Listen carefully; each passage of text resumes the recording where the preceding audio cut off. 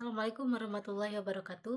Saya Mila Selvi Enigma, NIM 2101010197 kelas A5 manajemen. Baiklah, di sini saya akan mempresentasikan tugas akuntansi manajemen saya yang berjudul Activity Based Costing atau ABC. Baiklah teman-teman, di sini saya akan menjelaskan apa sih Activity Based Costing atau yang sering disingkat dengan ABC. Activity Based Costing merupakan suatu sistem akuntansi yang berfokus pada aktivitas-aktivitas yang dilakukan untuk menghasilkan produk dan jasa. Selanjutnya ada beberapa pendapat ahli yang bisa teman-teman lihat di PPT belakang saya ini.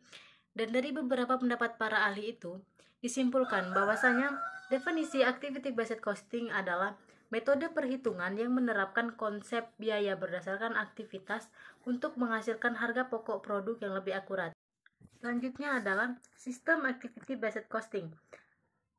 Dalam penerapannya, Activity Based Costing memiliki 3 syarat wajib yang harus dipenuhi, yaitu yang pertama, perusahaan memiliki tingkat diversitas tinggi, yang kedua, tingkat persaingan yang tinggi, dan yang ketiga, biaya pengukuran rendah. Selanjutnya ada aktivitas ABC. Menurut Firdaus dan Wasilah tahun 2009, bahwasanya aktivitas ABC ini terbagi menjadi 4. 4 aktivitas ABC tersebut adalah yang pertama, activity tingkat unit atau unit level activity. Yang kedua ada aktivitas tingkat kelompok atau batch level activity. Dan yang ketiga ada aktivitas tingkat produk atau product level activity. Dan yang keempat adalah aktivitas tingkat fasilitas atau facility level activity. Baik, di slide selanjutnya ada cost drive dan pemicu cost drive. Apa sih itu cost drive? Cost drive merupakan faktor yang dapat menerangkan konsumsi biaya-biaya overhead. Selanjutnya ada 2 jenis cost drive. Yang pertama, driver sumber daya atau resource drive. Driver sumber daya merupakan ukuran kuantitas sumber daya yang dikonsumsi oleh aktivitas. Yang kedua ada driver aktivitas atau activity driver.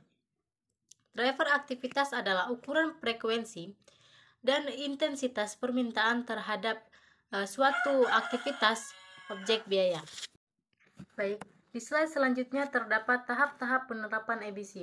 Dalam tahap-tahap penerapan ABC ini dibagi menjadi 2, yaitu yang pertama mengidentifikasi dan mengelompokkan aktivitas.